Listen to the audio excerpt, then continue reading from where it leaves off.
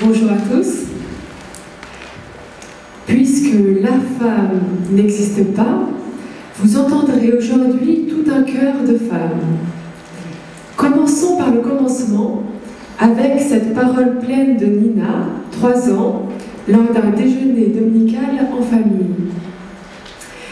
Alors qu'elle se tortille devant son père, la main à l'entrejambe, celui-ci fronce les sourcils et lui demande « Mais pourquoi tu le touches là? Arrête !» Et Nina de répondre fièrement « Je me touche la zizette. » Voilà, le signifiant est lancé à la face du monde. Pour Nina, la sexualité est déjà reconnue dans son corps et articulée au symbolique. Qu'est-ce qu'une femme? Bien difficile d'y répondre. Alors que le sexe masculin connaît dans le phallus son meilleur représentant, il n'existe pas de symbolisation du sexe féminin. De même, il n'existe pas de signifiant reconnu pour dire l'orgasme féminin. Cette spécificité liée au signifiant entraîne-t-elle une inflexion particulière de la cure suivant le sexe du psychanalysant?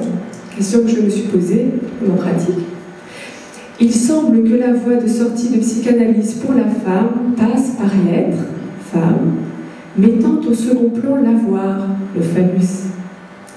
Comment le procès de la cure s'incarne-t-il concrètement dans le discours? Je vous propose 4 nœuds que je soumets à votre attention. Premier nœud. Comment se supporter manquante? Certes, les deux sexes ont à assumer la castration symbolique s'ils souhaitent pouvoir danser avec le réel plutôt que de se fracasser contre. Dans le cas de la femme, si elle refuse à reconnaître son manque, elle se ferme l'accès à toute féminité et ne peut promouvoir sa béance comme lieu d'intromission du pénis de l'homme. Les femmes frigides dont parlaient les collègues ce matin peuvent en être un exemple. Deuxième conflit. Comment sortir de l'identification à l'homme? Jacques Lacan souligne dans le livre 5 de son séminaire que le mouvement d'identification au père est une issue possible à la crise oedipienne. Une issue, mais pas une résolution. La fille, n'ayant pu obtenir le phallus paternel, s'identifie à lui tout entier, arborant ses insignes. Le phallus électrise l'appétit des femmes, au point qu'elles tentent de se l'approprier à travers tous les équivalents possibles. Comment accepter la compagnie d'un homme dans sa vie?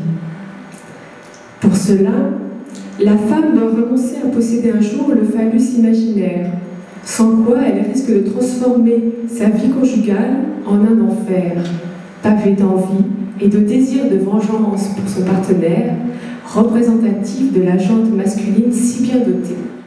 Enfin, 4e enjeu, et non des moindres, comment être une mère, et non pas une fille détenant enfin le bébé phallus? Jacques Lacan nous ouvre à la spécificité de la jouissance féminine qu'il nomme supplémentaire, formule on ne peut plus oser pour désigner la représentante du manque pour l'homme. Pourtant, il semble bien que ce soit lui, l'homme, qui détienne la clé, permettant à cet être de se sentir femme.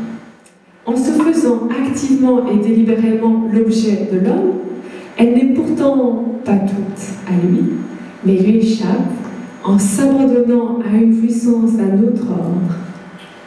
Quelle coquille, non? Je vous remercie. Merci,